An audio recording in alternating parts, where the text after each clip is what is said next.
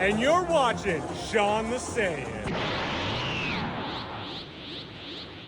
What is going on, everybody? It is Sean, your friendly neighborhood Saiyan, and sorry I haven't uploaded in a while. I've just been busy with life and the holidays, and it's just that time of year, but I hope you all are doing well, and I hope you all had a great Thanksgiving. The month of November of this year was a crazy month for gaming. We had Mario RPG, COD, and then the game that I want to talk about is Naruto Ultimate Ninja Storm Connections. So I'll go ahead and real quick touch on my history with the anime before getting into the games. Naruto was something I didn't get into until a little later in my life. I wasn't allowed to watch it as a kid because of the whole Itachi murdering his clan side story, but later on in my first year of college is when I really started to binge the show and started to gain interest in the series as a whole. I'd still say I personally prefer One Piece and Dragon Ball, but Naruto is definitely up there for me as well. And naturally, as I got into the series, I started to take a look and see if there were any great Naruto games for me to be playing while binging the anime, preferably a fighting game. And thus is how I got introduced into the Storm games. I ended up buying a bundle of the Ninja Storm games on the Switch as they were on sale in the eShop at the time.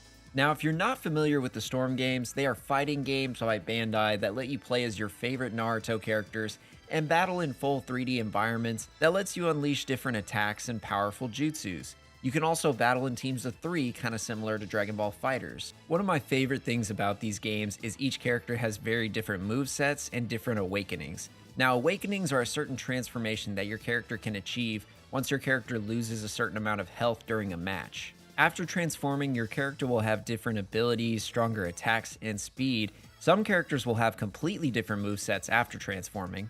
These games would also often have story modes that would loosely follow the story of the show, but obviously in a faster pace, which was kinda nice, not gonna lie.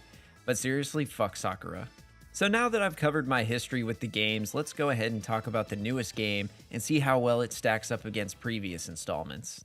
And just a fair warning, I know it's Naruto Cross Boruto Ultimate Ninja Storm Connections, but I've never seen Boruto and probably will never watch it, so I can't really say anything about the story or characters.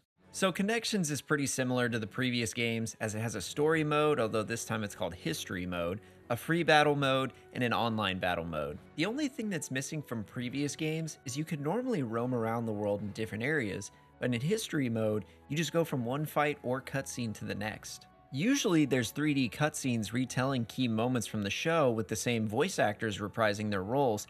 However, in Connections, we just have stills from the anime backed up with a narrator retelling the moments and have some dialogue from the characters into the mix. I'm honestly not a huge fan of this. It makes the history mode feel less full and feels more lazy from a presentation standpoint.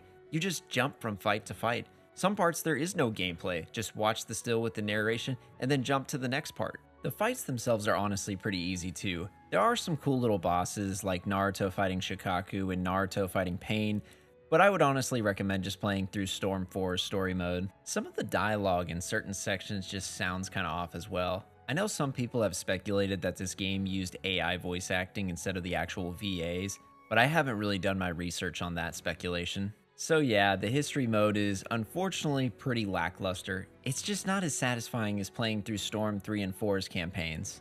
Alright, let's go ahead and move on to something a little bit more positive. The actual gameplay and character roster. Connections has the largest roster supporting over 130 characters from the Naruto and Boruto series. If you've played any of the other Storm games, you'll be comfortable with how the characters play and maneuver. Not a whole lot has changed in this department, but hey, if it ain't broke, don't try and fix it, so I don't got any complaints.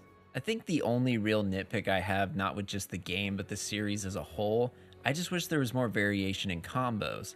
Obviously you have different ways of initiating attacks and awakenings and such, but I feel like a decent amount of the combos are just pressing the circle button repeatedly, and then obviously changing directions on the thumbstick depending on what type of directional combo you're going for. Let's go ahead and talk about the online, which I feel like was the big selling point for this game, besides the roster. Honestly, from all that I've played, I thankfully haven't really encountered much issues. I know Xbox players have had a hell of a time trying to get theirs to work, but I'm playing on PlayStation. It's also pretty rare to see modern games these days launch without any issues, unfortunately, so can't really single out Connections if we're being honest. Lastly, there's a collection option in the main menu that basically displays the different unlockable outfits, items, character levels, and a Naruto encyclopedia. The amount of unlockable stuff is nice, and in-game currency is pretty easy to get. So this is definitely a win for the game. Connections is without a doubt for the fans. If you love Naruto and you've enjoyed the previous Storm games, you'll enjoy the gameplay and wide variety of ninjas to choose from. Unfortunately, the lackluster history mode does put a damper on the game's reputation. The presentation could have been a lot better, and the campaign itself can be beat very quickly. Overall, I would say diehard fans who can't wait and just want to grind out online, do your thing, but for everyone else interested, I would say wait for the game to drop in price before buying. Thank you guys so much for watching. Again, sorry for the lack of content this month, but I promise more is coming. Be sure to give this video a like, and if you like more content like this, please consider subscribing. See y'all next time.